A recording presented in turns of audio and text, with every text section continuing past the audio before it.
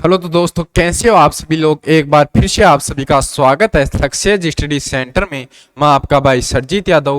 मैं आपको पढ़ा रहा था इंडियन हिस्ट्री, जिसमें मैं पढ़ा रहा था आपको मौर्य काल, मौर्य जो राजवंश है उसके बारे में चर्चा कर रहे थे। जिसके अंदर हमने कल जो मौर्य राजवंश था उसके जो संस्थापक था चंद्रगुप्त, और जो प्रथम राजा था, प्रथम जो मौर्य राजवंश का प्रथम राजा था चंद्रगुप्त, उसके बारे में चर्चा कर ली थी। अब जो चंद्रगुप्त का अगला जो पुत्र आता है बिंदुसार, और उसके बाद जो शासक आता है चंद्रगुप्त का पुत्र अशोक, उसके बारे में चर्चा करने वाले हैं। आज की क्लास में हम जो मौर्य राजवंश है उसके जो शासक हुए उनके बारे में चर्चा करने वाले हैं। तो बात करते हैं, जो पहले कौन था, चंद्रगुप्त आया। यह कौन था? ये मौर्य जो राजवंश है, शासक है, उसका संस्थापक माना जाता है, संस्थापक था। इसने मौर्य राजवंश की नींव रखी थी। उसके बाद इसका पुत्र आता है कौन? बिंदुसार। और फिर इसके बाद आता है अगला शासक कौन? अशोक। आज हम इनके बारे में चर्चा करेंगे। जो बिंदुसार था,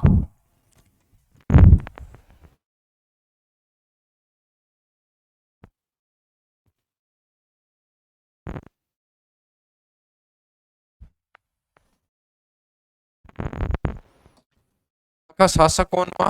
बिंदुसार। बिंदुसार जो जब यहाँ पर चंद्रगुप्त के बाद यहाँ का शासक बना, मौर्य राजवंश का शासक बना, राजा बना, वो कौन बना? बिंदुसार। इसके 16 तो पत्नियां थी।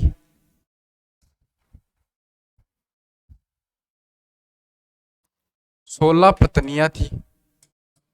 और कितने पुत्र हुए इसके? 101 पुत्र हुए। 101 क्या हुए? पुत्र। उसमें इसका सबसे बड़ा पुत्र कौन था? सबसे बड़ा पुत्र सुसीम। कौन था? सुसीम। इसका सबसे बड़ा पुत्र हुआ सुसीम। और शासक कौन बना अगला? अशोक। अशोक अगला शासक बना। ये कैसे हुआ? जब ये अशोक जो सुसीम था, इसको यहां पर क्या जो तक्षशिला है ये दे दी गई। तक्षशिला किसको दे दी गई? सुसीम को। सुसीम को कि तू जो है तक्षशिला चला। तक्षशिला जो है वो तू चला। और फिर यह जो है इसकी जो यहाँ का शासक कौन था? एंडियोक्स। एंडियोक्स जो फर्स्ट प्रथम यहाँ का शासक था उसके और ये जो बिंदुसार है इसके मध्य क्या हुई? संधि हुई। बिंदुसार और जो एडियोक्स फर्स्ट है, प्रथम है, इसके मध्य जो संधि हुई, इस संधि में बिंदुसार ने कुछ शर्तें रखी, कुछ मांगे रखी, कुछ मांग रखी एंडियोक्स प्रथम के समक्ष कि ये मांगे तू मेरी पूरी करेगा। पहले प्रथम मांगे क्या थी? एक तो तू मेरे लिए क्या भेजेगा? अंगूरी शराब। अंगूरी जो शराब है वो मेरे लिए भेजेगा। ठीक है। जो बिंदुसार है इसने बोला, एंडियोक्स जो फर्स्ट है इसको बोला होगा कि तू मेरे लिए जो क्या है, अंगूरी जो शराब है, अंगूर से बनाई जाती जो शराब है, बनाई जाने वाली जो शराब है वो मेरे लिए भेजेगा। एंडियोक्स प्रथम ने बोला कोई बात नहीं, भेज देंगे। फिर जो दूसरी शर्त मांगी, दूसरी मांग रखी, वो क्या थी? सूखा अंजीर। कि तुम मेरे लिए क्या? सूखा अंजीर भेजेगा, मुझे सूखा अंजीर देगा। तो फिर जो एडियोक्स है इसने बोला ठीक है ये भी हो जाएगा, सूखा जो अंजीर है वो भी भेज दूंगा। तो फिर इसने 3 शर्तें रखी, उसमें तीसरी थी दार्शनिक। तू मुझे क्या देगा? एक दार्शनिक भेजेगा, एक दार्शनिक भेजेगा। बिंदुसार ने बोला तू एक दार्शनिक भेजेगा। इसके लिए जो बिंदुसार ने ये शर्त रखी कि तू मेरे लिए एक दार्शनिक भेजेगा, तो एंडियोक्स जो है प्रथम, इसने इसके लिए मना कर दिया। दार्शनिक होता क्या है? जीवन का दर्शन, जीवन की दर्शन, दिशा निर्देशन, जो दिशा निर्देशन, जीवन की दिशा निर्देशन करने वाला, निर्देश करने वाला, दिशा निर्देश करने वाला, जो हमें जीवन की दिशा दिखाता है, वो क्या होता है, उसे दार्शनिक बोलते हैं कि तू मेरे लिए एक दार्शनिक भेजेगा। जिसके बाद इसने जो है एंटियोक्स ने मना कर दिया कि ये जो है ये शर्त आपकी पूरी नहीं की जाएगी।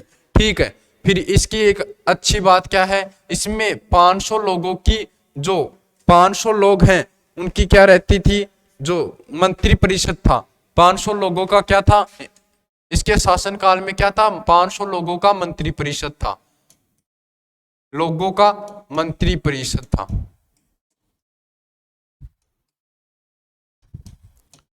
500 लोगों का मंत्री परिषद था। अब बात करते हैं हम, इसका सबसे बड़ा पुत्र कौन है, सुसीम। और लेकिन जो अगला शासक बनता है वो कौन बनता है, अशोक। क्या कारण रहा होगा जिसे सुसीम को अगला शासक नहीं बनाया और अशोक क्यों अगला शासक बन गया, जबकि अधिकार किसका है, बड़ा पुत्र होने के कारण सुसीम को जो है यहाँ का अगला शासक बनना चाहिए था। सुसीम जो था इसे समला दी गई थी, दे दी गई थी, क्या तक्षशिला दे दी गई थी कि तू तक्षशिला को चलाएगा। तो तक्षशिला में क्या हुआ, जनता ने विद्रोह कर दिया। एक बार तक्षशिला जो है वहां पर जनता ने क्या कर दिया, विद्रोह कर दिया। जनता ने क्या कर दिया, विद्रोह। दो लोग थे जो जनता ने क्या कर दिया, यहां पर विद्रोह कर दिया, खालाकट और एक कौन था, राधागुप्त।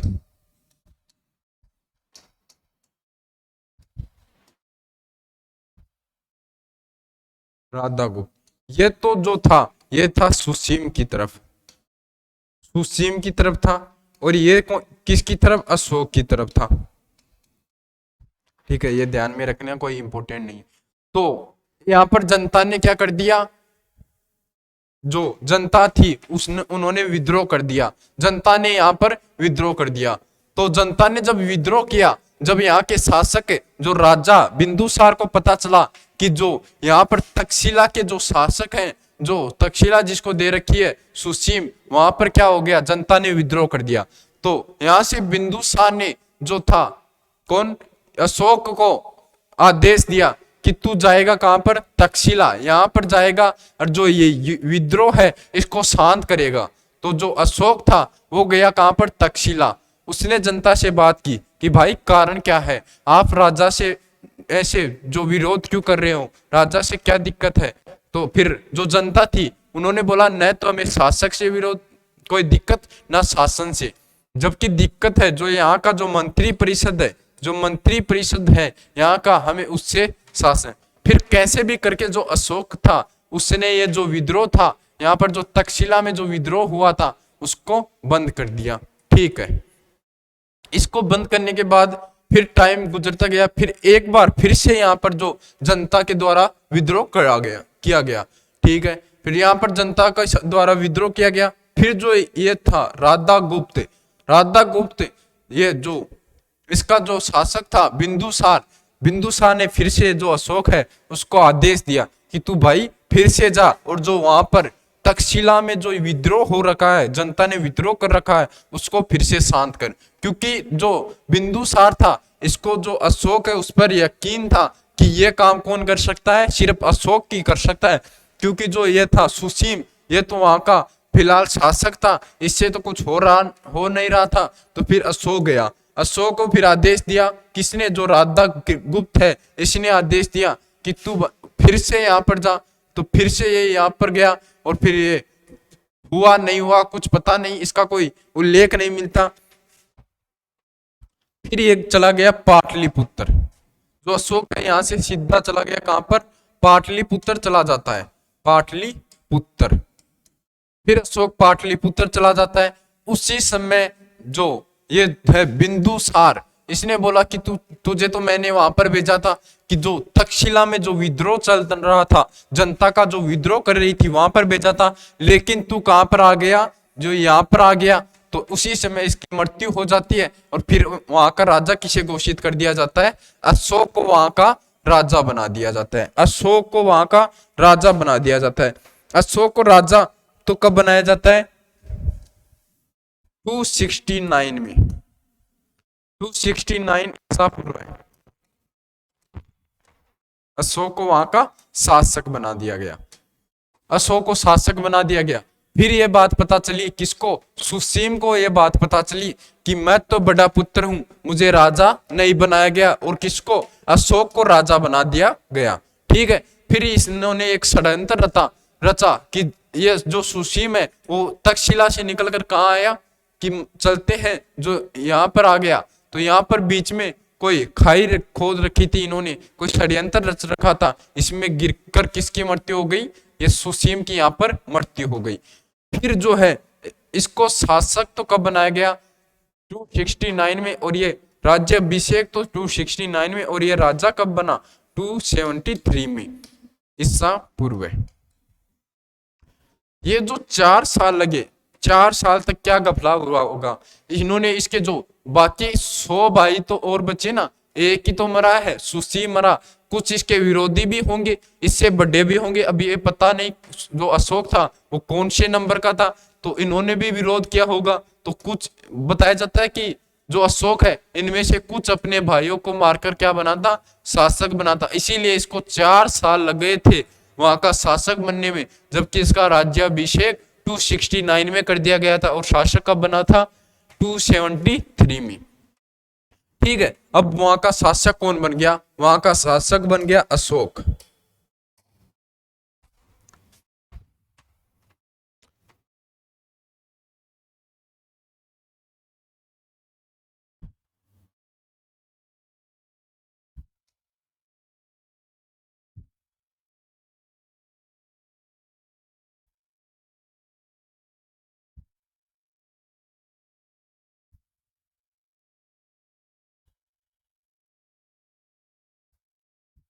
वहां का शासक कौन बन गया, अशोक यहाँ का शासक बन गया।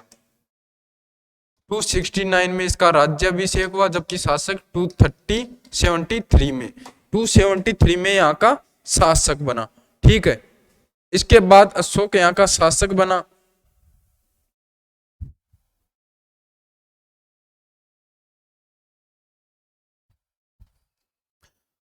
इसका शासन कब तक, 273 तक ईसा पूर्व, उल्टा चलता है ना ईसा पूर्व, यहां तक इसका शासन चला।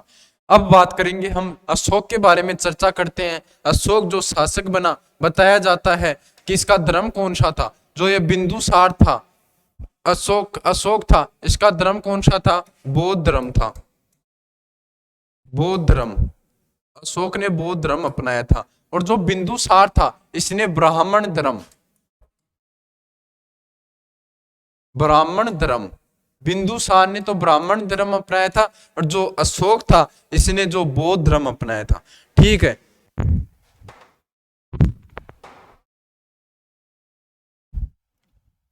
सर्वप्रथम अशोक का नाम, अशोक कहां पर मिला, अशोक के अन्य नाम क्या थे, अशोक के जो नाम थे, अन्य नाम थे, वो था शिलालेख में जो देवाना प्रिय प्रियदसी, अशोक के जो शिलालेख में अन्य नाम मिलते हैं,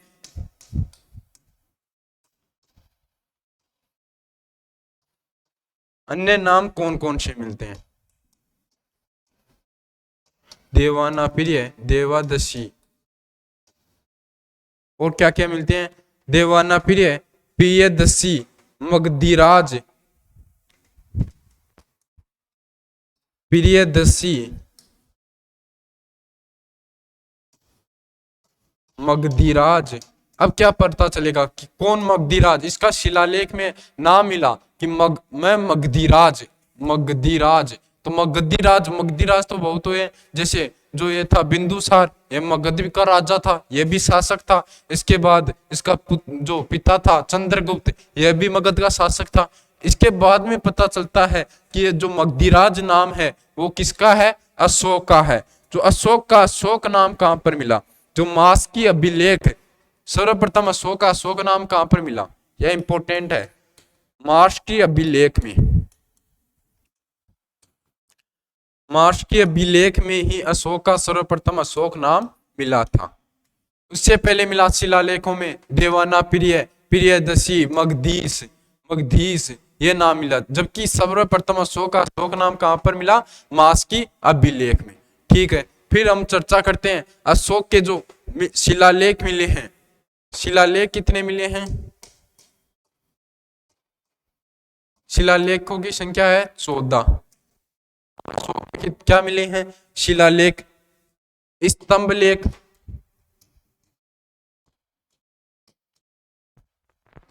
और क्या मिले हैं? गुहा लेख मिले हैं। अशोक के जो स्तंभ लेख, गुहा लेख मिले हैं, 7 स्तंभ लेख हैं और 3 गुहा लेख है। सर्वप्रथम जो स्तंभ लेख मिला था वो मिला था 1750 में, 1750 में टी पेंथलर, टी पेंथलर। ये किसी के द्वारा पढ़ा नहीं गया था, अपठनीय था। टी जो पेंथलर था, पेंथलर, वो किसी के द्वारा पढ़ा नहीं गया था। फिर मिलता है 1837 में जेम्स, 1837 में कौन सा मिलता है? जेम्स जो अभिलेख है वो मिलता है। जेम्स के द्वारा पढ़ा गया था जेम्स के द्वारा पढ़ा गया था अभिलेख का नाम क्या था? टोपरा, टोपरा अभिलेख मिलता है। कौन सा? टोपरा जो है वो अभिलेख मिलता है। कब? 1837 में, जिसे जेम्स के द्वारा पढ़ा गया था, जो प्रथम पठनीय अभिलेख था। ठीक है, अब जो चर्चा करते हैं, जो 14 इसके शिलालेख थे, उनमें इंपॉर्टेंट कौन से शिलालेख थे उनके बारे में चर्चा कर लेते हैं। ये ऐसे इनका जो अशोक का शासन काल रहा, जो अब बात करेंगे हम शिलालेख के बारे में। इसका सबसे इंपॉर्टेंट शिलालेख कौन सा है? प्रथम जो पहला शिलालेख है, इसमें इसने बताया था कि पशु हत्या निषेध है, कि पशुओं की हत्या नहीं की जानी चाहिए, पशु हत्या निषेध है। याद रखने के लिए कोई इंपॉर्टेंट तो है नहीं, पशु हत्या निषेध है। दूसरा कीमत चिकित्सा सुविधा प्रदान की जाएगी, चिकित्सा सुविधा, चिकित्सा जो सुविधा है उसके बारे में है। फिर आगे चलते हैं, इसका जो 7वां है, इसमें लिखा गया था, ये वैसे तो बौद्ध धर्म मानता था, बौद्ध धर्म अपनाया था अशोक ने। कौन सा? बौद्ध धर्म। लेकिन इसमें वर्ण था कि कोई भी, किसी के ऊपर कोई दबाव नहीं है, जिसकी इच्छा हो वो धर्म अपनाए। ये इसने साथ मतलब सभी को मिलजुल कर रहना चाहिए, ऐसा 7वें जो अभिलेख था उसमें शिलालेख में वर्णन मिलता है।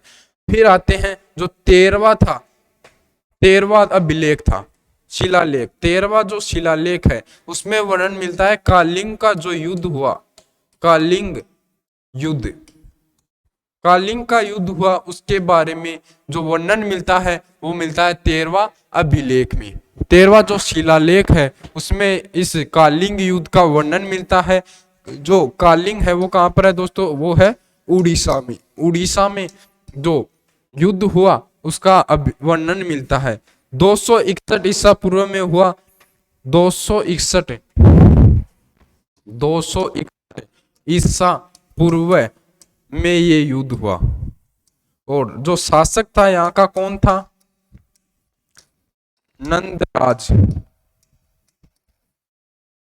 नंदराज। इस युद्ध में क्या हुआ था? पहले जो युद्ध होते थे, अब पता नहीं किस कारण ये युद्ध हुआ होगा, या तो कोई अपने राज्य को बढ़ाने के, राज्य विस्तार के लिए किया होगा। लेकिन इस युद्ध में लगभग 1.5 लाख लोगों को मार दिया गया था, और 1 लाख जो लोग हैं उनको बंदी बना लिया गया था। जब अशोक गया तो अशोक ने इन लोगों की दशा देखी, तो अशोक ने क्या बोला कि अब जो है वो भेरीघोष की जगह क्या होगा? धमघोष होगा। कि भेरीघोष की जगह क्या होगा? भेरीघोष की जगह धमघोष होगा। मतलब भेरीघोष क्या है? युद्ध में बजने वाली सेनाई, युद्ध में जो सेनाई बजती है, युद्ध में सेनाई की जगह क्या होगा? धर्म का विस्तार होगा, धार्मिक बनेंगे, लोगों को धर्म की ओर आकर्षित किया जाएगा, धर्म की जो लोगों को धर्म की ओर विस्तार किया जाएगा। जबकि भेरीघोष मतलब कि युद्ध की सेनाई की जगह यह होगा। धर्म का अर्थ आप धर्म से ले सकते हैं। इसके बाद यहीं पर अशोक का जो क्या था? हृदय परिवर्तन हुआ था। अशोक ने जो बौद्ध धर्म ग्रहण किया था कि अब क्या होगा कि भेरीघोष की जगह क्या होगा? धम्मघोष होगा। इसके बाद जो अशोक था, वैसे तो अशोक के फिर भी जो थे शासक था अशोक, उसे जनता डरती थी कि उसने, फिर बोलते हैं कि अशोक जो ये युद्ध हुआ था उसमें 150 लोगों के जो खून हुआ था, उसके बाद अशोक का हृदय परिवर्तन हो गया था। यहाँ पर हमने अशोक के बारे में चर्चा की, जो मौर्य शासक था अशोक, उसके बारे में चर्चा कर ली, और उससे पहले जो उसके पिता जो कौन था, बिंदुसार, उसके बारे में चर्चा कर ली। अगर आपको क्लास अच्छी लगी हो तो चैनल को सब्सक्राइब जरूर करके जाना, वीडियो को लाइक करना, अपने दोस्तों को साथ शेयर करना। Thank you, all the best.